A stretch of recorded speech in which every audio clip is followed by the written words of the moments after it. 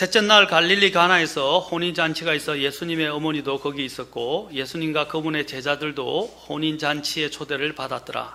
그들에게 포도즙이 떨어짐에 예수님의 어머니가 그분께 이르되 그들에게 포도즙이 없다 하니 예수님께서 그녀에게 이르시되 여자여 내가 당신과 무슨 상관이 있나이까 내 때가 아직 이르지 아니하였나이다 하시거늘 그분의 어머니가 종들에게 이르되 그분께서 너에게 무엇을 말씀하시든지 그대로 하라 하니라.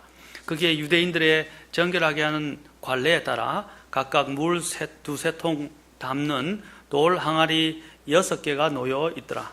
예수님께서 그들에게 이르시되 물 항아리들의 물을 채우라 하신즉 그들이 아귀까지 그것들을 채우니 그분께서 그들에게 이르시되 이제는 떠서 잔치를 맡은 자에게 가져다 주라 하시매 그들이 그것을 가져다 주었더니 잔치를 주관하는 자는 포도즙이 된 물을 맛보고 그것이 어디서 났는지 알지 못하되 그 물을 떠온 종들은 알더라. 잔치를 맡은 자가 신랑을 불러 그에게 이르되 모든 사람이 처음에 좋은 포도즙을 내고 사람들이 충분히 마신 뒤에 덜 좋은 것을 내거늘 그대는 지금까지 좋은 포도즙을 남겨두었도다 하니라. 예수님께서 이 기적들 중에 이 처음 기적을 갈릴리 가나에서 행하사 자신의 영광을 나타내시니 그분의 제자들이 그분을 믿으리라. 기도하겠습니다. 주님, 오늘도 주의 말씀을 높이시고 저희들의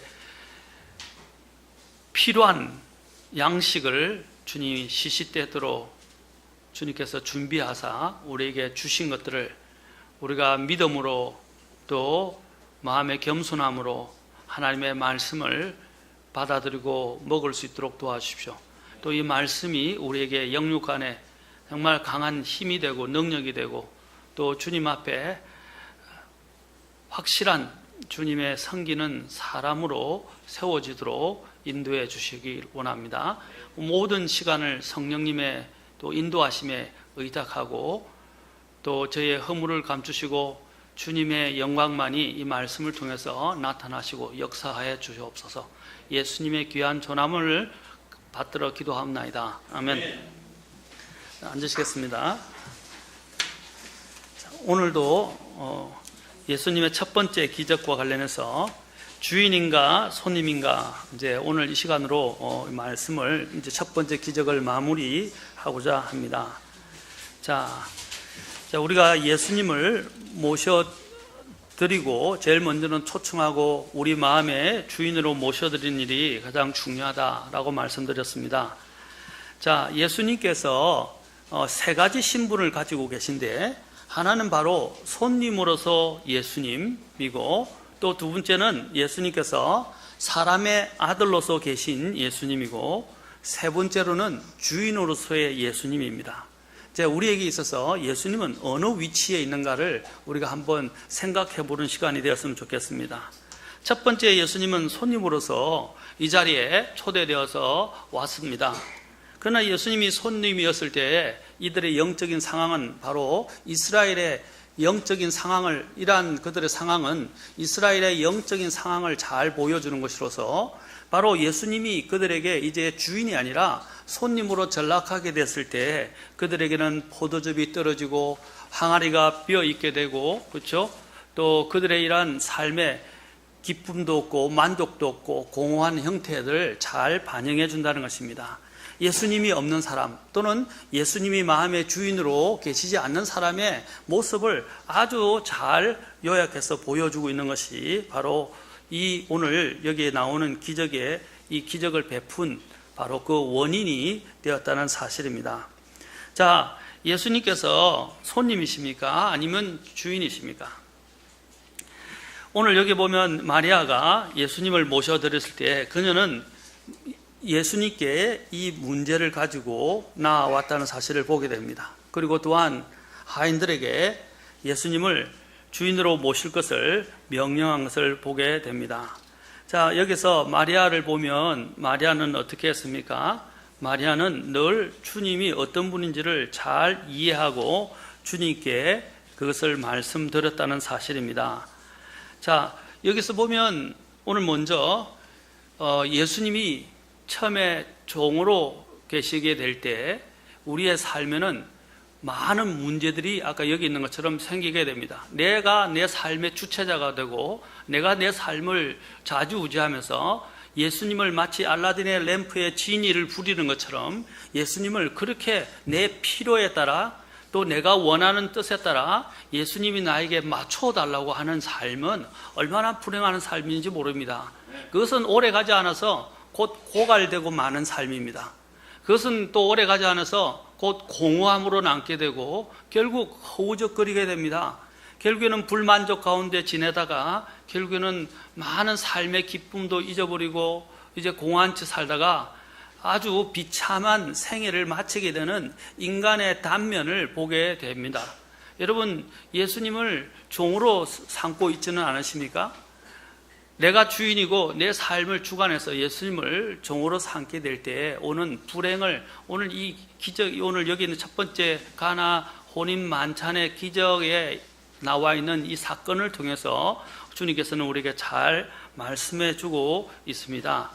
자, 이런 오화가 있습니다. 한 사냥꾼이 사냥개 2마리를 데리고 사냥하러 갔었는데 깊은 산 중에 들어가니까 수풀이 우거져 조금만 떨어져도 서로 보이지 않았습니다.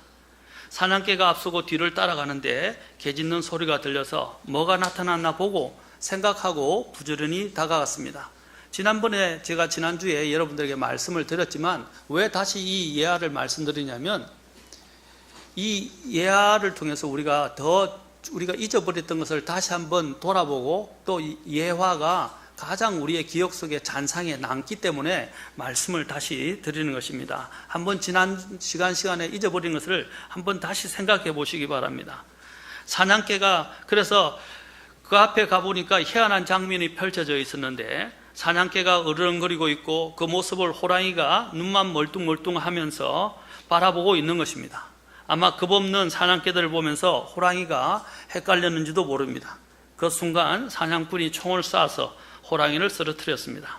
사냥개들이 어떻게 무서운 호랑이를 보고도 꼬리를 내지 않고 도망가기는커녕 어르렁댈 수 있었는가, 그리고 대들 수 있었는가 하는 것입니다.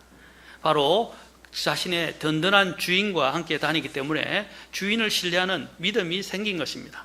주인이 또 총을 들고 다니고 있고 또 주인의 명령에 따라 움직이면 큰 탈이 없었고 또 늘 든든한 주인을 통해서 움직이게 될 때 그들에게는 이 모든 일을 할 수 있다는 믿음이 있었던 것입니다. 우리가 주인이신 주님을 늘 모시고 있다면 우리에게는 어떤 두려움이, 삶의 두려움이 있겠습니까? 종이 주인의 명을 받들듯이 우리도 주님의 말씀에 순종해야 합니다. 그분은 바로 이 가나안 혼인 만찬의 손님일 뿐 아니라 주인이 되시는 것입니다. 또 주님께서는 사람의 아들로서 오셨습니다. 사람의 아들로서, 마리아의 아들로서 주님은 마리아가 와서 그분께 요청했지만, 그러나 아들로서 요청했지만 주님께서는 여자여라고 말씀하시면서 이제 아들이시기 전에 이제 그분은 바로 그분이 하나님이시며 모든 인생의 주인이라는 사실들을 이제 나타내시고자 했던 것입니다. 마리아가 이 예수님께 대해서 이래라 저래라, 또 심지어는 어머니이기 때문에 이래라 저래라 이야기할 수 있는 것이 아닙니다. 이 예수님은 이미 성인이 되셨고 이제는 하나님의 아버지의 뜻을 따라 움직이셔야 했습니다. 이러한 부분들을 또 마리아는 잘 알고 있었던 것으로 보여집니다. 그분은 바로 자신의 태를 통해서 태어난 마리아의 태를 통해서 태어난 아들이시기도 하지만, 마리아는 이전에 그가 수태고지를 받아서 마리아가 수태고지를 받아서 예수님을 잉태하게 되었을 때 어떻게 잉태되었고 또 천사들이 천사가 그녀에게 어떻게 이야기했는지를 그녀는 잘 듣고 기억하고 있었다는 사실입니다. 우리가 잊지 말아야 하는 것은 하나님이 내게 말씀하신 것들을 잊어버려서는 안 됩니다. 마리아가 이렇게 자신의 위치를 지킬 수 있었던 이유는 무엇입니까? 하나님이 말씀하신 것, 또 하나님의 천사를 통해서 보내서 말씀하신 것, 또 하나님의 어떤 사건들을 통해서 말씀하신 것을 마리아는 늘 마음의 염두에 두고 있었다는 사실입니다. 잊지 않았다는 사실이에요. 그 말씀이 그녀를 늘 지켜서 항상 그녀의 위치를 지킬 수 있도록 만들었습니다. 마리아는 자신이 예수님, 메시아의 어머니라고 치부하며 다니면서 자랑하지 않았어요. 그녀는 자신의 위치를 잘 알고 있었어요. 비록 예수님이 자신의 태를 통해서 태어났지만 그 예수님은 단 성령님에 의해서 태어났고 그분은 바로 하나님의 아들 메시아이시며 또 하나님으로서 일을 하게 되실 것이라는 것을 그녀는 잘 알고 있었습니다. 그래서 오늘 혼인만찬에서 뭐라고 그랬습니까? 상황만 알려주고 예수님께 이래라 저래라 명령하지 않았다는 사실입니다. 종들처럼 부리지 않았다는 거예요. 그는 어떻게 했습니까? 그 말씀을 간직하고 상황을 있는 그대로 예수님께 그냥 아뢰기만 했다는 사실입니다. 자, 우리가 지난 시간에 봤지만 마리아가 예수님이 누구신가를 그가 고지받고 또 이야기를 들었을 때 늘 마음에 간직하면서 기억하고 있었다는 사실들을 우리는 지난 시간에 누가복음 2장을 통해서 쭉 살펴봤습니다. 2장 19절에서도 마리아는 이 모든 일을 마음속에 간직하고 깊이 생각하니라. 모든 것들을 마음속에 간직하고 깊이 생각했다고 되어 있습니다. 우리가 성경에서 늘 이야기하는 게 있어요. 잠언에 보면 판들이라는 단어가 있어요. 이제 여러분 판들 하면 판드 하면 그죠? 이렇게 연관시켜서 생각하는 연못을 이야기하는데 못을 판들을 하면 뭐냐면 깊이 이렇게 모든 것을 생각해 보는 걸 이야기합니다. 그래서 잠언에는 이 판들이라는 단어를 많이 쓰고 있는데 또 신약에 보면 이제 consider이라는 단어를 많이 씁니다. consider이 뭡니까? 이것도 깊이 고려하고 생각하라 이런 뜻입니다. 예수님에 대해서 성경에서는 우리 보고 히브리서 12장 2절에서 뭐라고 그랬습니까? 예수님을 그렇죠? 또 히브리서 12장 1절부터 5절에 보면 예수님의 결론적으로 예수님을 깊이 생각하라 라고 말합니다. 예수님을 깊이 생각하라. 히브리서에서 아주 강조되는 말 중에 하나가 깊이 생각하라, consider, 깊이 생각하라 하는 것입니다. 마찬가지로 이 마리아는 항상 자신의 마음속에 하나님이 그에게 말씀해 주신 것들을 늘 깊이 생각했고 또 목자들이 그녀에게 말해주는 것을 깊이 생각했습니다. 그녀가 12살이 예수님이 이제 12살 되던 때 예루살렘 성전에서 박사들과 이제 토론을 하고 있는 모습을 그가 나중에 예수님이 어녀가 볼 때 예수님이 자기에게 가치 없다는 사실을 알고 예루살렘으로 돌아갔을 때 예수님께서 거기에 있던 그 지혜자들과 또 종교 지도자들과 토론을 하는 모습을 보고 이제 그녀를 찾았다고 말했습니다. 그러자 예수님께서 내가 반드시 내 아버지의 일을 해야 함을 알지 못하셨나이까? 라고 말씀을 드렸을 때 마리아가 어떻게 했습니까? 사람들은 그 말의 의미를 깨닫지 못했지만 마리아는 이 모든 말씀을 누가복음 2장 51절에 보면 이 모든 말씀을 마음에 간직했다라고 말하고 있습니다. 자, 그녀는 예수님을 아들로 생각하기 전에 이제 아들이셨지만 그러나 아들과 더불어서 그분을 바로 주님 메시아로 그녀는 알고 있었다는 것입니다. 그녀가 이런 위치를 지키게 된 이유가 뭐라고 그랬어요? 주님의 말씀을 하나님이 그녀에게 준 말씀을 마음속에 간직하고 있었기 때문이라는 것입니다. 우리도 하나님의 말씀을 간직하고 그 말씀대로 순종할 때 이런 우리의 삶에 기적이 일어난다라고 말씀을 드렸습니다. 마리아는 숭배받을 대상이 아니라 그녀는 피조된 죄인에 불과합니다. 자, 마리아가 남긴 마지막 말은 그분께서 너에게 무엇을 말씀하신지 그대로 하라라는 것이었습니다. 자, 예수님은 이제 그대로 했을 때 기적이 창출되었습니다. 이것은 바로 예수님께서 그 집안에 이제 주인으로서 등극하신 것입니다. 주인으로서 일하신 것이에요. 그리고 그 주인이 하듯이 그분이 말씀하신 대로 움직였을 때 그 떨어진 포도즙이 이제 어떻게 해요? 물을 채우자, 아귀까지 채우자 바로 정말 지금까지 맛보지 못했던 포도즙으로 변하게 되고 그 안에 사람들의 큰 기쁨이 임하게 됐고 사람들이 그 이유가 무엇인지 그대로 그들은 알지를 못했습니다. 그래서 그들은 말하기를 뭐라고 그랬습니까? 사람들이 처음 포도즙을 내고 충분히 마신 뒤에는 덜 좋은 포도즙을 내는데 지금까지 좋은 포도즙을 남겨놓았다고 주인에게 이야기했었습니다. 여러분, 주님이 주시는 삶은요 가면 갈수록 진국이에요. 가면 갈수록 정말 우리에게 더 꽉 차 있는 이런 만족과 더 많은 기쁨을 줍니다. 왜 우리가 인생에서 예수님에 대한 이런 부분을 제대로 경험하지 못하느냐면 예수님과 관계가 계속 흐트러지고 있고 우리의 순종이 빗나가기 때문입니다. 이런 증언을, 이것은 알지 못하는 사람들이 이것을 맛보고 증언한 거예요.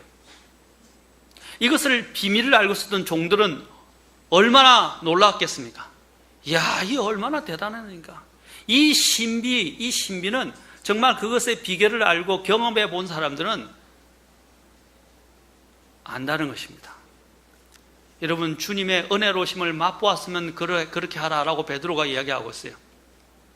또 심지어는 구약에서 주님의 선하심을 맛보았다면 이라고 말하고 있습니다. 하나님의 선하심과 그분의 은혜를 맛본다는 것이 얼마나 넘치는 것인지 몰라요. 우리는 날마다 주님을 놓치지 않아야 할 이유가 여기에 있습니다. 날마다 주님을 만나고 날마다 주님을 내 마음의 중심에 모시게 될 때에 여러분, 내 안에는 정말로 그 진국과 같은 이런 하나님이 주시는 충만함과 그 기쁨이 내 안에서 차고 넘치게 되는 것입니다. 우리가 예수님을 이제 주님으로 모셔야 합니다. 예수님께서 행하신 첫 번째 기적은 모든 사람이 보는 가운데 행해진 극적인 사건이 아니었습니다. 단지 마리아와 제자들과 그분께 순종했던 종들만 이 기적들의 출처와 비결을 알고 있었다는 것입니다. 누가 이것을 알 수 있었다고요? 이 기적? 그게 주님과 함께 있었던 사람들과 순종했던 종들만 알았다는 것입니다.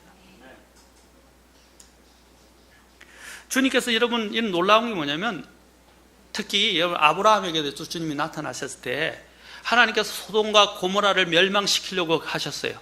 그런데 그 소돔과 고모라를 멸망시키려 때 이 비밀을 어떻게 했어요?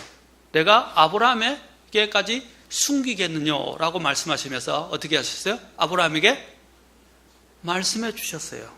그러자 아브라함이 어떻게 해요? 아차, 내 조카 롯이 있는데 그거 어떻게 되냐? 그래서 롯을 위해서 그가 주님이 남겨놓으신 이제 의인과 관련해서 주님 앞에 그 심판을 내리지 말아달라고 부탁을 하는 내용이 나옵니다. 주님이 아브라함에게 뭐라 하셨어요? 내가 아브라함에게 숨길 것이 뭐가 있겠느냐라고 말씀하셨어요. 여러분, 또 아모스에 보면 하나님께서는 어떻게 해요? 하나님과 동행하는 자에게 하나님께서는 자신의 은밀한 일들을 숨기지 아니하십니다. 자, 우리 아모스와 함께 데살로니가 전서도 가서 한번 봅시다. 아모스 3장에 가서 다니엘, 호세아, 요엘, 아모스 이렇게 됩니다. 자, 아모스에 가서 아모스 3장에서 보시면, 자, 보세요.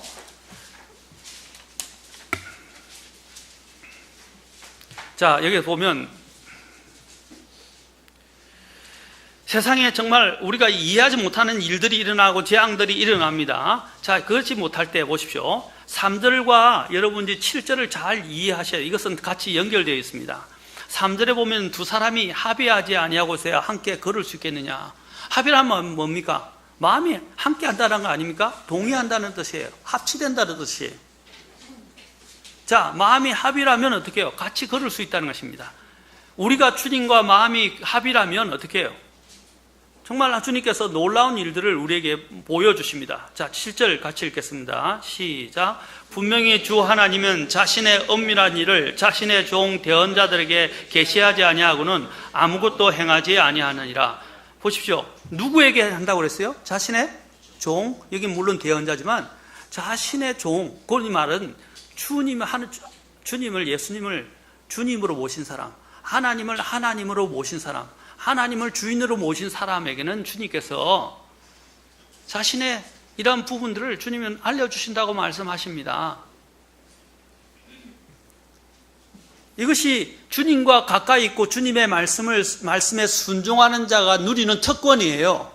세상 사람들이 알 수 없는 인생의 비결들, 그 인생의 신비들을 주님은 알게 하시고 깨닫게 하시고, 그렇죠? 또 보여주신다는 것입니다. 우리는 이 세상 사람들이 자신은 어디로 가는지 알지 못해요. 그러나 우리는 예수님을 믿었기 때문에 이제 우리의 인생이 어디로 가는지 알아요. 맞습니까? 여러분들은 죽으면 어디로 가는지 아세요? 내가 지금 죽으면 어디로 가는지 아시냐고요?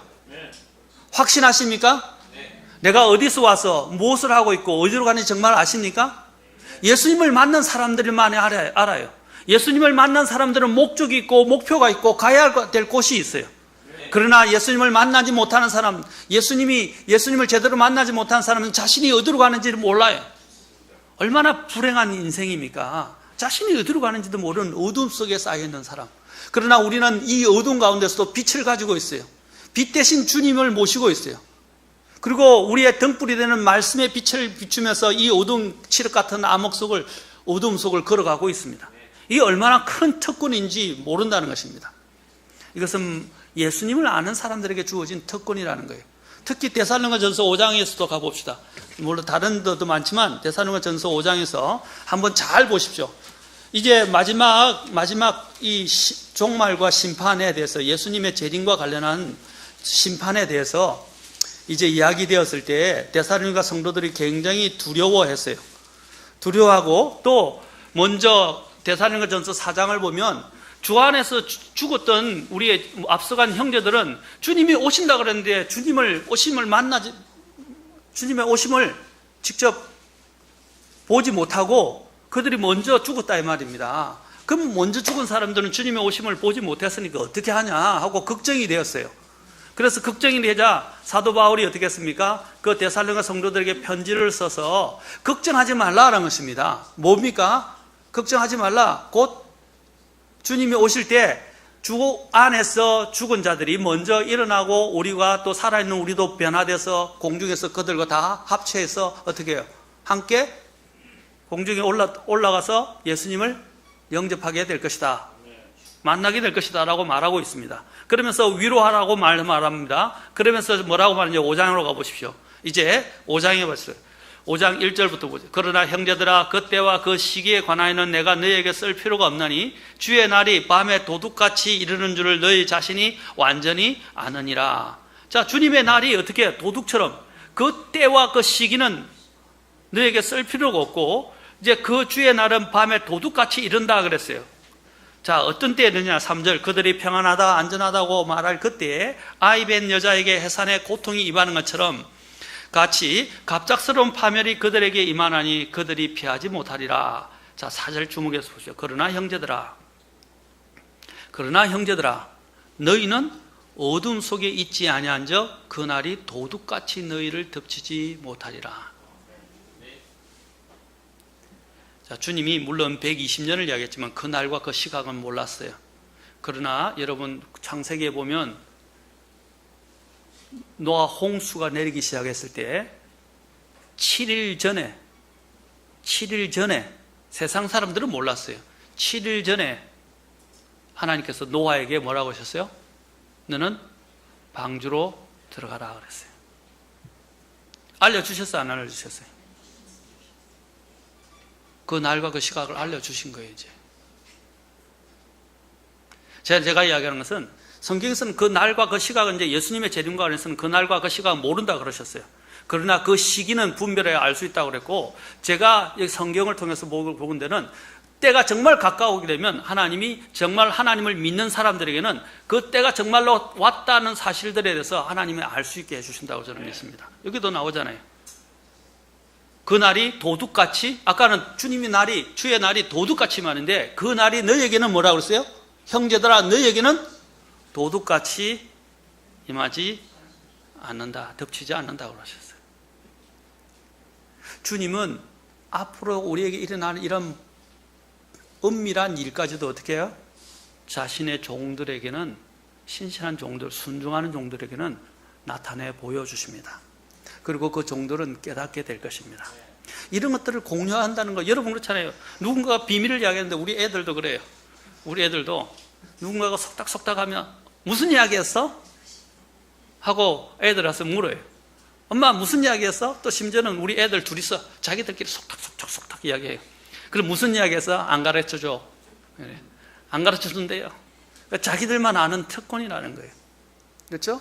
그런데 그러면 좀 가르쳐줘. 나중에는 이제 아이를 구슬러서 내가 용돈도 주고 또 맛있는 거 사줄 테니까 구슬러서 이야기 좀 해줘. 무슨 이야기야? 안 가르치는데요. 자기들끼리만 공유하는 거예요. 자, 마찬가지예요. 하나님께서도 저분을 자기를 섬기는 신실한 종들에게 자신의 주님의 이 엄밀한 것들을 주님은 공유하신다는 것입니다. 아까도 말씀드렸지만 우리 첫 번째 기절에서 이 기적은 조용하고 엄밀한 가운데 행해졌어요. 근데 이것은 단지 마리아와 제자들과 순종했던 종들만이 이 기적의 출처와 비결을 알고 있었다는 것입니다. 이 잔치에 참여한 나머지 사람들은 이 기적이 어떻게 일어나는지 모를 뿐 아니라 그 기적이 일어난 것조차도 몰랐던 것입니다. 일어난 것도 몰랐어요. 어떻게 그 비법은 고사하고라도 그것이 일어났는지조차도 몰랐다는 거예요. 마지막 때 사람들은 뭐랬어요? 주님이 오시는데 주님이 오시는 것도 조차도 몰라요. 나중에 휴거되고 난 다음에 어떤 일이 일어난지 아십니까? 이제 여러분 이 세상이 사람들을 속이는 데 뭐냐면 휴거가 일어나는데 이제 여러분들이 나중에 공부해 보면 UFO가 납치했다 이런 이야기까지 나오고요. 갑자기 실종 사건을 이제는 어디다 펴냐면 에일리언이나 UFO가 납치했다는 식으로 이야기한다는 내용이 나와요. 일루미나티 카드에도 보면 나와요. 그런 내용이요. 그런 식으로 엮어 나간다는 거예요. 휴거돼서 사람들이 회개하고 돌이키고 주님을 믿으려고 하기보다는 어떻게 해요? 그 원인을 이제 사람들을 속이기 위해서 다른 것으로 돌린다는 거예요. 그러나 성경을 알고 있었지만 믿지 않았던 사람들은 후회하게 됩니다. 정말로 후회하게 돼요. 그것이 사실이었구나. 그러나 돌이킬 수 없어요. 이미 기회는 놓쳤습니다. 그 지나간 기차는 돌이킬 수 없는 기차예요. 그건 무서운 일이에요.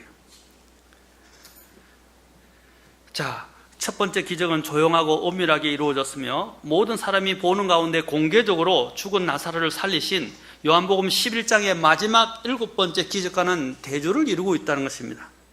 이 두 기적의 대조는 마치 초림과 재림을 대조해서 보여주는 것 같아요. 초림 때 예수님이 오신 것은 어떻게 했어요?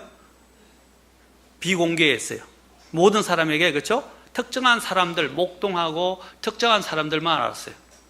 맞습니까? 주님을 기다리는 사람, 순수한 사람들, 그런 사람들만 그 비결을 알았어요. 그 예수님이 베들레헴에서 메시아로 오신 것들을 다른 사람들은 몰랐어요. 그러나 예수님이 재림할 때는 어떻게 오시는 겁니까? 재림할 때는요, 죽은 자들이 일어나게 되는 때가 올 때는 어떻게 됩니까? 모든 사람들이 그 예수님의 재림을 목격하게 될 것인 것입니다.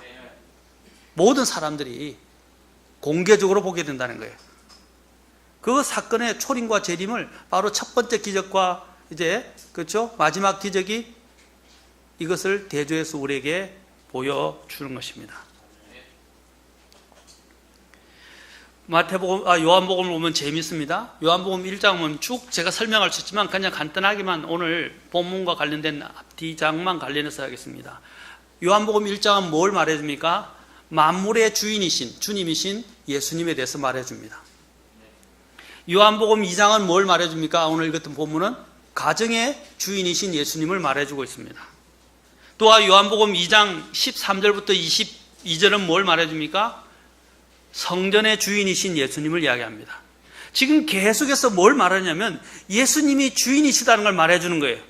만물의 주인이시고 가정의 주인이시고 우리 각 또 인생의 주인이시며 심지어는 그 성전, 유대인들이 늘 가서 경배하던 형식만 남아있던 그 성전의 주인이 예수님이라는 거예요. 유대인은 이 사실들을 그 당시에 유대인들은 이걸 깨닫지 못했어요. 그 성전에 가서 그냥 형식적으로, 그렇죠? 형식적으로 가서 희생물을 갖다 주고요, 팔고 환정산들의 뭡니까? 장사꾼의 소굴이 되어버렸어요. 주님이 주인인데 그들이 인생의 주인이 되고 성전이 완전히 다 장사 소굴이 되어버린 거예요. 이게 우리의 인생에 대해서요. 주님이 우리 인생의 주인이신데 우리 인생에 있어서 우리가 이것을 장사 소굴로 만들어버린 거예요. 주님이 주인이십니다. 마지막으로 물이 변해서 포도즙이 되는 기적에서 우리가 주의해 볼 부분이 있습니다. 주님이 계시지만 이 기적은 주님이 손님일 때 일어나지 않았다는 사실입니다. 그 집에는 여전히 주님이 손님으로 계실 때는 여전히 문제가 있게 됐고 부족함의 어려움이 해결되지 않았습니다. 그러나 마리아의 도움으로 인해 그분이 주인이 되시자, 주인으로 등극하시자 변화가 일어나기 시작했다는 것입니다. 그리고 그 집에 바로 극적인 기적이 일어나고 기쁨이 찾아오게 됐고 사람들이 그것을 마시고 어떻게 다 모두 다 그 혜택을 누리며 기뻐하게 되었다는 사실입니다. 그리고 그 종들은 그 기적이 일어난 것을 그 비결을 알게 됐고 이제 그들은 알게 됐을 때 주님에 대한 더 믿음이 확고하고 더 신실해졌을 것입니다.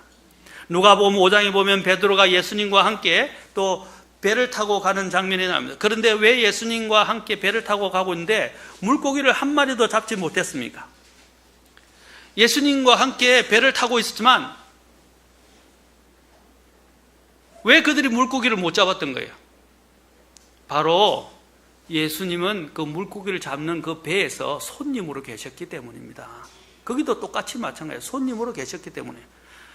그래서 예수님께서 배 오른편에 이제 어떻게 예수님이 주인으로 등극하셔서 배 오른편에 그물을 던져라 라고 이야기했을 때 어떻게 해요? 그들이 그물이 찢어지도록 어떻게 해요? 고기들을 잡을 수 있었습니다. 엄청난 물고기를 잡았다는 거예요. 어떻게 했을 때? 순종했을 때.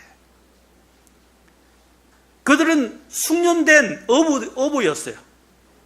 그런데 숙련된 어부가 그물을 던데 물고기를 한 마리도 못 잡았어요. 그런데 예수님이 오셔서 예수님이 말씀하신 대로 그가 순종해서 주님이 말씀하신 단 한마디의 말씀에 그냥 순종했어요. 베드로가 순종을 하자 어떻게 했어요? 잡히지 않던 그 물고기들이 가득 그물이 찢어지도록 가득 잡게 되었다는 사실입니다. 무엇을 통해서? 순종을 통해서. 주님이 주인으로 등극했다는 거예요. 순종은 뭡니까? 내가 종이 됩니다 라는 거예요. 내가 종입니다. 주님이 주인이십니다 라는 걸 인정하는 거예요. 순종은요. 불순종은 내가 주인입니다, 주님이 종입니다 라고 이야기하는 거예요. 아니면 주님은 그냥 상관없이 아들로 계십시오 라고 하는 것과 같은 거예요. 예수님의 말씀에 순종한다는 것은 내 생각과 내 경험을 버리고 예수님을 주인으로 모신다는 것입니다. 예수님을 주인으로 모신다는 것은 내 생각과 내 뜻을 버리고 그분의 생각과 그분의 뜻대로 산다는 것을 말해주는 것입니다. 예수님 그분께서 초대받은 손님으로 계셔서는 안 됩니다. 그분은 우리의 삶에, 우리 인생의 주인이 되셔야 합니다. 예수님을 주인으로 모실 때 내 삶에, 내 가정에, 우리 교회에 바로 기적의 현상이 일어날 수 있다는 것입니다. 오늘 이러한 혼인잔치집에도 예수님이 그저 한쪽에 손님으로 계셨다면 아마 계속 계셨다면 아무 일도 일어나지 않았을 거예요. 만약에 잔치가 예수님이 손님으로 그냥 계시다가 파장됐다면 어떻게 되겠어요? 포도즙도 없고 아마 그 시간이 정해진 시간이 일주일 동안 되는데 시간도 다 끌지 못하고 포도즙이 떨어졌으니까 먹을 게 없잖아요. 음식만 어떻게 해요? 마실 것이 있어야 되는데 저도 이제 고구마를 잘 안 먹는데 맛있는데 고구마도 잘 안 먹는데 고구마를 왜 잘 안 먹냐면 먹으면 목이 메예요. 그런데 음료수나 우유가 있으면 이상하게 물도 그렇고 좀 음료수나 이렇게 포도 주스라든지 아니면 오렌지 주스라든지 우유가 있으면 고구마가 잘 넘어가더라. 맛있어요. 우유하고 이렇게 잘 결합했는지 우유하고 같이 먹으면 얼마나 고소하고 맛있는지 잘 넘어가더라고요. 마찬가지로 이 잔치집에 음식은 있는데 마실 포도즙이 없다면 어떻게 되겠어요? 그 음식 먹지도 못해요. 그리고 빨리 파게 되면 그 잔치집의 분위기는 어떻게 되겠어요? 그냥 썰렁해지고 이런 손님들을 초청해놓고 이런 잔치를 벌이고 있다고 아마 불평들이 엄청났을 것이에요. 파장 분위기가 감돌면서 아마 우스꽝스럽게 이 잔치가 끝나게 되었을 것입니다. 그러나 주님이 주인으로 등극하신 이후 이 가정의 분위기는 완전히 바뀌었습니다. 완전히 새롭게 되었어요. 사람들이 감탄을 하고 칭찬하게 되고 그 포도즙이 어디서 났는가까지라고 이야기하면서 그 비결을 묻기까지 했습니다. 우리 주님께서 내 삶에, 우리의 가정에, 우리의 교회의 주인이 되신다는 것은 오늘 본문에 마리아가 이야기한 대로 마리아가 뭐라고 그랬습니까? 무슨 말씀을 하시든지 그대로 해라. 무슨 말씀을 하시든지 어떻게 하라고요? 그대로 하라. 바로 이 말씀대로 살아가는 것을 말하는 것입니다. 무엇을 말씀하시든지. 그러면 우리의 삶과 우리의 가정과 우리의 교회도 우리의 일터도 내 삶의 이런 모든 현장으로 다 물이 변하여 물만 남아있던 그 물이 변하여 포도즙이 되는 그런 놀라운 기적을 경험하게 될 것이라고 믿습니다. 삶에 보십시오. 물이 변하여 포도즙이 되는 것은 또 뭐라고 그랬어요? 전에 질의 변화라고 말했어요. 질. 양의 변화가 아니라 질의 변화입니다. 여러분, 사람들은 양을 너무 중요시합니다. 그러나 질이 중요해요.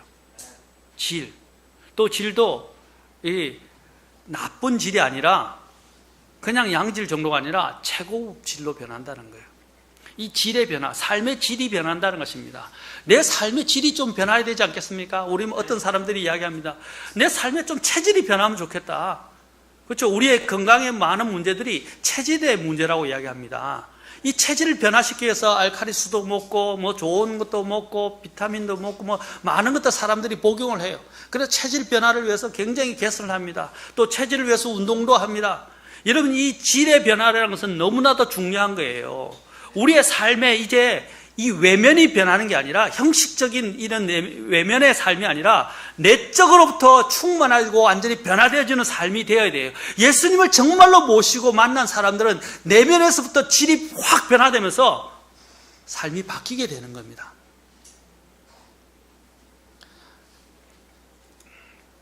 오늘 물이 변하여 포도즙이 된 그 포도즙을 연회장이 받아 먹고는 뭐라고 말했습니까? 예? 지금까지 너무나 좋은 포도즙을 두었다라는 사람들의 칭찬을 받게 되었다는 것입니다. 누가복음 12장을 보면 어리석은 부자의 이야기가 나옵니다. 당시는 농경시대이기 때문에 대농을 할 때 소작인들도 거느리고 농사를 크게 지었습니다.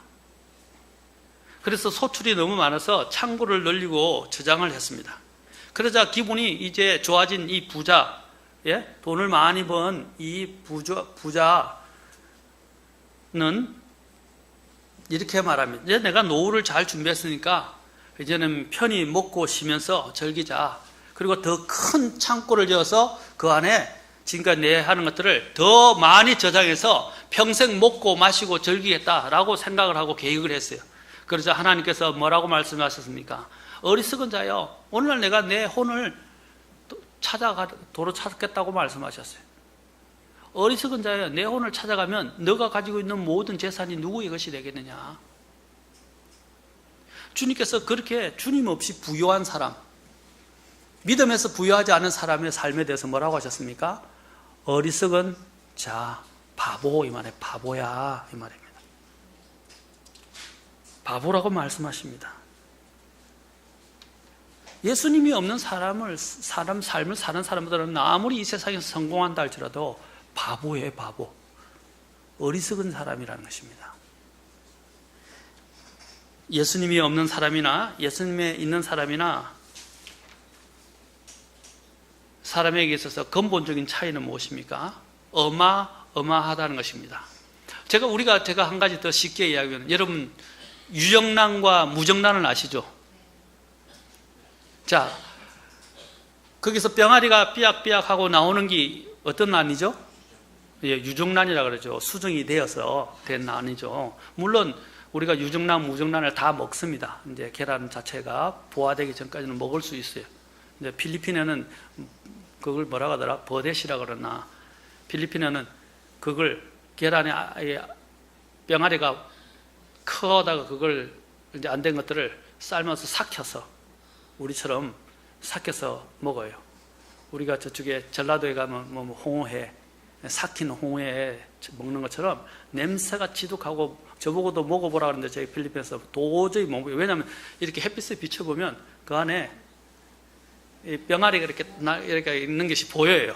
그 냄새도 고약해요. 못 먹겠더라고요. 그런데 단백질이 풍부하다고 너무 좋다고 막 그 필리핀 사람들 얼마나 잘 먹든지 마치 외국 사람이 우리나라의 된장이나 홍어회를 못 먹는 것 같은 거예요. 그건 못 먹겠더라고요. 도저히 역겨워서 못 먹겠더라고요. 자, 유정란과 무정란이 있는데 유정란과 무정란은 뭡니까? 하늘과 땅 차이라는 거예요. 그렇죠? 엄연한 차이가 있다는 것입니다. 시간이 지나면 그 차이가 드러납니다. 시간이 지나면. 무정란은 어떻게 해요? 나중에 그대로 두면 그냥 썩어버려요. 그대로 두면 어떻게 해요? 썩어버립니다. 골마 썩어져 버립니다. 그러나 유정란은 어떻게 해요? 껍질을 깨고 부화가 되어서 병아리가 삐약삐약하고 새 생명이 나타난다는 거예요. 맞습니까? 예수님을 모신 인생과 예수님을 모시지 않은 인생이 이와 같다는 것입니다. 예수님을 모시지 않은 사람은 무정란과 같아요. 그래서 골마 나중에 썩어 죽는 거예요. 끝나는 거예요. 그러나 예수님을 모신 이는 유정란과 같이 새 삶이 그에서 돋아난다는 것입니다. 새 생명이 나온다는 거예요. 공기가 없으면 질식하는 것처럼 예수님이 없는 인생, 우리 하나님을 모시지 않은 인생은 그 헛되고 헛된 것입니다. 헛되고 헛되며 헛되고 헛되도다 라고 하는 것이 전도서 기자의 고백입니다. 그래서 제일 마지막에 뭐라 그럽니까? 주를 두려워하는 것이 사람의 본분이다 라고 말합니다. 다시 말해서 하나님을 두려워하고 주님을 모시고 믿으라는 것입니다. 모든 하나님이 없는 인생은 헛되고 헛되고 헛되고 헛되고 헛됩니다. 그러나 주님을 모신 인생은 완전히 다른 인생을 살아갑니다. 유정란과 같이. 저와 여러분의 인생에서 예수님은 손님입니까? 주인입니까? 똑같이 예수님을 또한 모신 인생이라 할지라도 이제 예수님을 아예 모시지 않은 인생 이제 접어두고 예수님을 모신 사람들이라도 예수님이 내 마음의 이제 주인이 되느냐 아니면 예수님이 내 마음의 왕자에서 내려와서 아까 같이 있는 종이 되느냐는 또 차원이 다른 문제입니다. 또 예수님을 혹시 내가 주인이고 손님으로 모시고 있지 않습니까? 오늘 이 가나안 혼인 만찬처럼 그런 그리스도의 삶은 아까도 얘기했지만 기쁨을 잃어버리고 포도즙이 떨어진 것처럼 기쁨을 잃어버리게 되고 항아리가 빈 것처럼 공허한 그리고 마음에 만족이 없는 삶을 살 수밖에 없는 거예요. 혹시 내 삶이 지금 찌들리고 불편하고 짜증나고 화나고 안 되고 힘드는 이유가 무엇 때문입니까? 내 주님이 내 마음의 왕자에서 밀려나 있지는 않습니까? 내가 내 삶을 그냥 주관하고 주님은 손님으로 계시고 그냥 내가 모든 걸 주관하고 주체가 되어서 움직이고 있지는 않습니까? 그러니까 내 인생이 삐그덕거리기 시작하는 것입니다. 내 인생이 너무 힘든 거예요.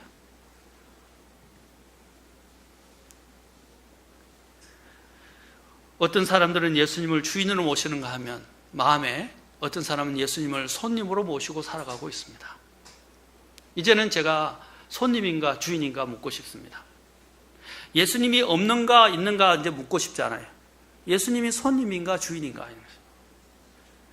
여러분 빅토리아 여왕 아시죠? 영국에 1819년부터 1901년도에 있었던 여왕으로 나이가 90세 이상이 될 때까지 그녀는 가장 오랫동안 영국에서 제위한 왕입니다. 그래서 그레이트 브리튼이라고 해서 대영 제국이라고 그러죠. 대영 제국의 그 연합 왕국의 왕이었습니다. 그녀가 제위하는 기간을 우리는 유명한 그 세계사에 보면 빅토리아 시대라고 이야기합니다. 이 빅토리아 시대에는 해가 지지 않는 나라로 칭송을 받을 만큼 굉장한 성황기를 이루었던 시대였습니다. 많은 유럽의 왕가와 사실 이 전성기를 일구었기 때문에 많은 유럽의 왕가도 같이 연결되어 있어서 그녀의 자손들이 유럽으로 또 결혼을 시집을 가고 그렇죠? 결혼을 하고 해가지고 다 연결되어 있어요. 그래서 유럽의 할머니라고 불려지기까지 합니다. 그녀가. 큰 아버지였던 윌리엄 4세가 서거를 하자 그의 뒤를 이어서 1837년에 빅토리아가 즉위하게 됐고, 하노버 왕가가 여성의 상속권을 인정하지 않았는데 그녀가 즉위함과 동시에 조지 1세 때부터 계속된 영국의 하노버 동군 연합 관계는 끝나게 되고, 그녀는 영국 왕위만을 계승해서 이후 64년 동안 재위하게 됩니다. 그리고 1877년에는 그녀가 영국 군주로서는 최초로 또 인도 제국의 황제로서까지 군림하게 됩니다. 여러분, 대영 제국의 영향을 받지 않은 나라가 없을 만큼 전 세계를 휩쓸었어요. 인도도 마찬가지. 아까 인도의 황제로 군림했죠. 호주, 뉴질랜드, 전부 그들의 마음속에 황제는 누구예요? 영국이에요. 영국 왕이에요. 캐나다도 뭐예요? 미국도 거기서 독립을 했죠. 그런데 캐나다도 어떻게 해요? 영국 여왕이 오면 최고의 대우를 합니다. 다른 어떤 사람들보다도. 그리고 영국 식민지였던 나라가 있었죠. 홍콩도 마찬가지고, 여러분, 여러 나라들이 다 영국의 지배하에서 있었습니다. 그 정도로 영국은 대식민 제국을 만들었고 개척했었습니다. 자, 그 배경을 말씀드리겠습니다. 제가 영국 빅토리아 여왕을 말하려고 하는 게 아닙니다. 이 빅토리아 여왕의 또 다른 놀라운 특징이 하나 있었는데, 그녀는 굉장히 독실한 크리스찬 신자였다는 것입니다. 사가들은 이 영국이 해가 지지 않는 강성대국으로 입지를 다지게 된 그 중심에는 킹 제임스 왕에 의해서 킹 제임스 성경이 만들어지게 됐죠. 그렇죠? 그때도 통합이 됐어요. 킹 제임스 왕이 등하면서 나눠졌던 두 왕국이 통합이 됩니다. 그러면서 킹 제임스 성경이 나오게 됐죠. 그 뒤에 이제 시대를 이어서 막 하나님께서 영국을 사용하셔서 전 세계에 흩어지게 하면서 식민지를 개척했지만, 식민지와 더불어서 뭐가 간지 아십니까? 선교사들이 가고, 선교사들이 킹 제임스 성경을 들고 가고, 킹 제임스 성경이 전 세계로 보급이 되게 됐어요. 그때 전성기를 누리게 됐던 것이 그때 언제냐면 바로 이 빅토리아 여왕 시대였다는 것입니다. 이 빅토리아 여왕 시대에 이제 하나님께서 마지막 시대에 최후의 보도로 킹 제임스 성경을 사용하시고, 이 빅토리아 여왕의 신실한 믿음을 통해서 식민 제국주의가 전 세계에서 가장 전성기를 누렸던 바로 그 역사를 일으키게 했다는 것입니다. 그래서 그 사가들이 그 배경에는 단지 그 자그마한, 영국도 작아요. 전 세계에 보면 그렇게 크지 않아요. 그런데 영국이 전 세계의 식민지를 만들 수 있었던 그 배경은 바로 하나님을 경외하고 하나님의 가장 걸작품이라고 할 수 있는 킹 제임스 성경이 나왔기 때문입니다. 그 킹 제임스 성경을 받아들였고 킹 제임스를 가지고 보급했기 때문에 하나님이 영국을 사용하셨고, 특히 빅토리아는 그 하나님에 대한 믿음이, 킹 제임스 왕도 마찬가지면 빅토리아도 믿음이 대단했던 사람이었습니다. 그래서 그녀의 신실한 믿음이 없이는 이런 해가 지지 않는 나라는 이런 칭송을 받지 못했을 것이라고까지 이야기합니다.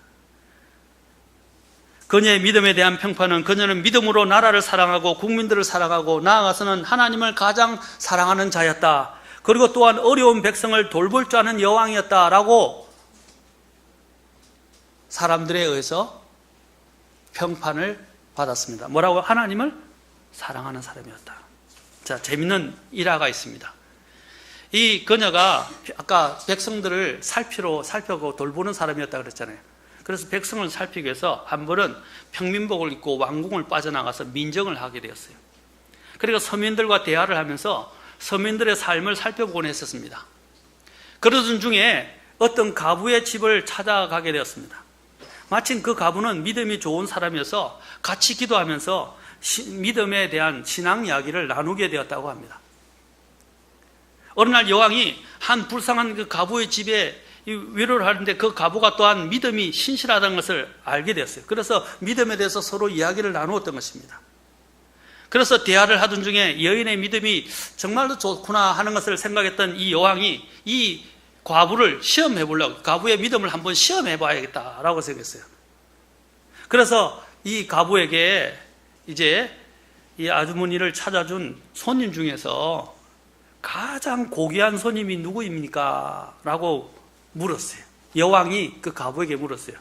그 가부를 찾아온 사람들이 많을 거 아닙니까? 손님들이. 그러니까 그 손님 중에서 가장 고귀한 손님이 누구입니까? 라고 물었어요.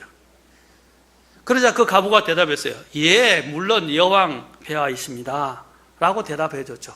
그러자 빅토리아 여왕이 다소 실망하는 표정으로 믿음에 관해서 그 가부에게 한 수 내가 가르쳐 주겠다 라는 식으로 이렇게 말했어요. 아니지요. 이 가정의 가장 존귀한 손님은 예수 그리스도시죠. 라고 이야기했어요. 그러자 그 가부가 뭐라고 대답한지 아십니까? 그 가부의 말에 이 여왕이 그 한 수 가르쳐 주려고 하다가 한 수 가르침을 받게 됩니다. 예, 여왕폐하, 예수님은요 손님이 아니십니다. 저의 주인이십니다. 그분은 처음부터 계신 분이십니다. 저는 그분을 위해 존재합니다. 라고 대답해 주셨다고 합니다. 그녀가 예수님이 가장 좋은 손님이라는 것을 믿음을 통해서 증언을 받고 했는데 그녀가 대답은 손님이 아니라 예수님이 주인이시라고 이야기하는 거예요. 그래서 그녀가 한 방 얻어맞은 거예요. 그 빅토리아 여왕이. 그래서 청혼했던 가부를 위해서 한 수 가르쳐 주려고 했던 한 수 가르쳐 주려고 건넨 대화였는데 오히려 그 가북에서 한 대 얻어맞은 것처럼 크게 배우고 깨달은 그 여왕은 왕궁으로 돌아와서 이렇게 기도했다고 합니다. 하나님, 제가 오늘 불쌍한 가부를 만나러 간 것이 아니라 하나님께서 세우신 하나님의 천사를 뵙게 되었습니다. 그는 예수님을 자신의 주인으로 섬기는 천사였습니다. 나의 주 나의 왕 예수 그리스도시여, 세세토록 이 왕국의 주인이 되시고 이 궁궐의 주인이 되시고 제 생전에 왕님하시어 이 왕관을 주의 발 앞에 드리게 하옵소서 라고 기도했다고 합니다. 이 예화에서처럼 교훈을 받게 되는 것은 예수님께서 내 집의 주인이시라면 나는 그분의 종이 되고 주님께서 내 삶과 내 가정에 오신 손님이면 내가 주인이 된다는 것입니다. 종은 언제나 주인의 말에 순종합니다. 그러나 예수님을 내 삶과 가정의 주인이 아닌 손님으로 생각한다면 내가 주인이 되는 것이고, 그러면 모든 일에 내가 주체가 되어 내 마음대로, 내가 생각하는 대로, 내가 느끼는 대로, 내가 원하는 대로 말하고 행동하게 되는 것입니다. 예수님께서 저와 여러분의 주인 되심이 분명하지 않고 여전히 저와 여러분의 마음대로 생각하고 결정하며 산다면 예수님은 저와 여러분의 삶에 들어오셨지만 아무것도 하실 수 없습니다.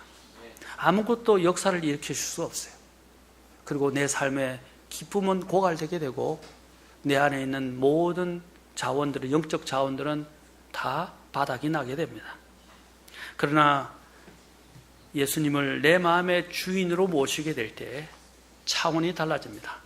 초보 운전자가 차를 끌고 시내로 나가는데 사방에서 빵빵거리고 그런 진땀을 쫄쫄 흘리면서 어떻게 할 줄 몰라서 도와달라고 울부짖고 아무리 소리를 질러도 소용이 없어요. 왜냐하면 자기가 운전대를 잡고 있는 이상은, 그렇죠? 그 상황을 빠져나올 수 없어요. 그 초보 운전자는. 아무리 운전을 잘하는 사람이 옆에 있어도 도울 수가 없어요. 왜냐하면 차를 세워놓고 자기가 운전을 해야 되니까. 하지만 그녀가 운전석에서 내려오고 정말 운전을 잘하는, 그렇죠? 베스트 드라이버가 거기에 딱 앉아서 그 차를 빼주면 어떻게 해요? 빠져나옵니다. 여러분 부산의 서면 로타리라고 아십니까? 아마 8개인가 9개인가 이렇게 길이 겹쳐져요. 7개인가 8개인가 모르겠습니다. 그 정도 돼요. 길이 막 오는데 그 길이 어떻게 하냐면 그 신호등이 없어요. 들어오면 뺑 돌아야 돼요. 돌면서 자기가 원하는 위치로 빠져나가야 돼요. 여기에 그런 것들을 좀 본따서 만든 게 가락 시장, 옛날 한 목사님 살던 집 쪽에 도는 데가 있어요. 그 작은 것도 사실 보면 위험해요. 차들이 계속 들어오니까 조심해서 순서대로 들어와야 돼요. 그런데 서면노타는 엄청 큰데 차들이 막 사방에서 들어와요. 초보 운전자는 실제로 있었어요. 초보 운전자는요, 그게 들어와서 못 빠져나가지고 계속, 왜 차가 계속 들어오니까 빠져나가 있는데 못 빠져나가 그걸 맴도는 거예요. 그래서 나중에는 구원을 요청해가지고 빠져나왔다고 그래요. 자, 그때는 어떻게 해요? 구원을 요청해서 정말 잘하는 사람에 의해서 도움을 받아서 빠져나오게 됩니다.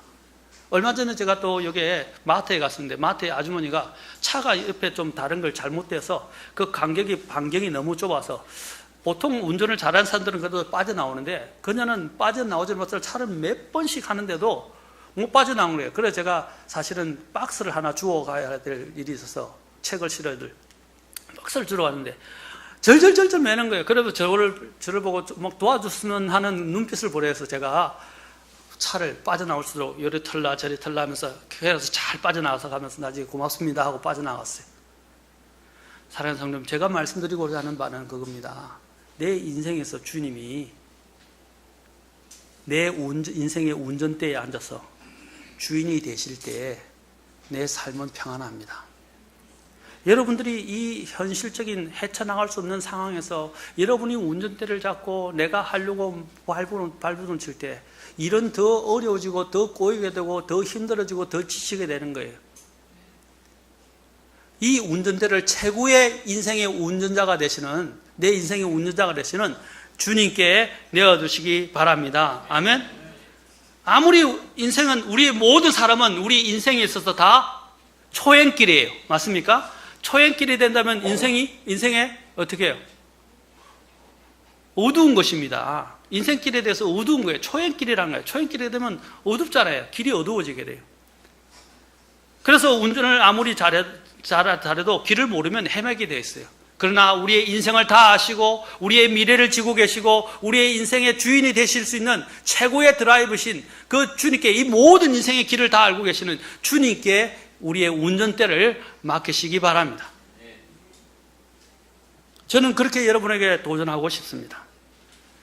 그래서 갈라디아서 2장 20절 같이 보겠습니다. 갈라디아서 2장 20절. 이제 다 되었습니다. 갈라디아서 2장 20절 하고 세 구절만 읽고 마치겠습니다. 갈라디아서 2장 20절. 이것이 사도 바울이 주님 앞에서 가지게 된 놀라운 고백입니다. 갈라디아서 2장 20절입니다. 자, 시작.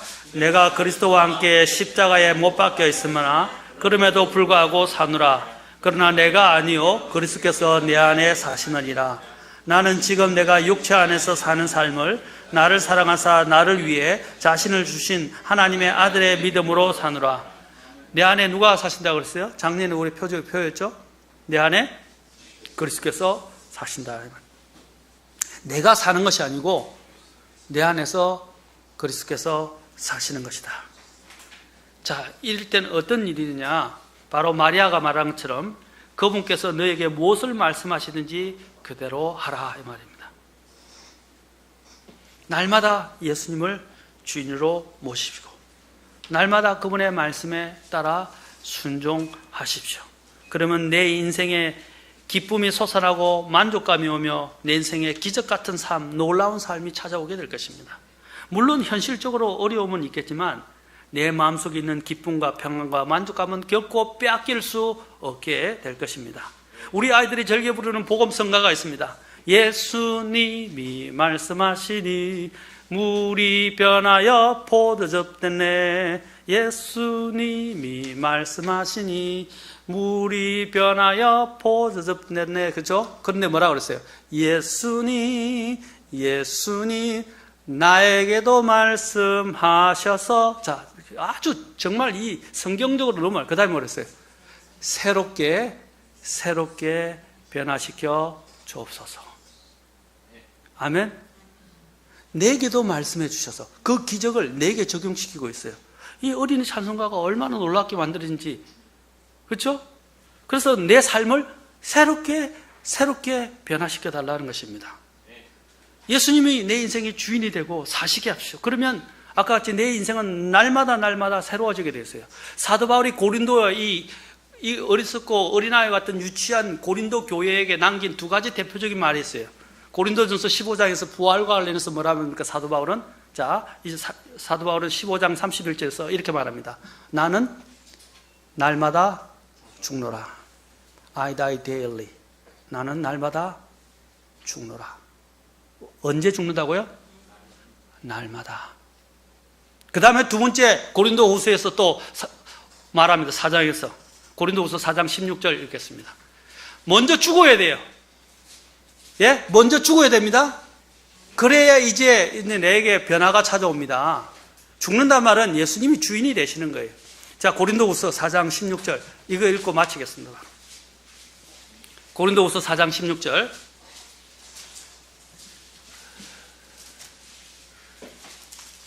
큰 소리로 읽읍시다. 자, 잠에서 일어나고 지금 일어날 때입니다.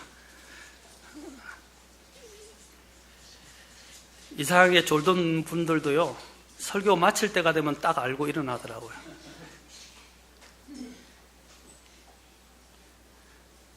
자, 고린도후서 4장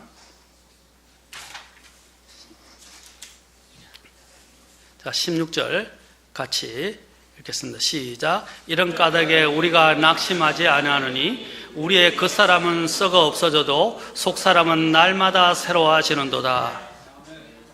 우리의 속사람은 뭐라고요? 여기도 날마다 새로워진다. 아까 그랬죠. 날마다 죽고 날마다 새로워집니다. 이것이 바로 예수님을 주인으로 모셔드리는 삶. 바로 이 첫 번째 기적이 오늘 저와 여러분의 삶에도 있기를 축원합니다. 기도하겠습니다. 다 같이 일어서시겠습니다.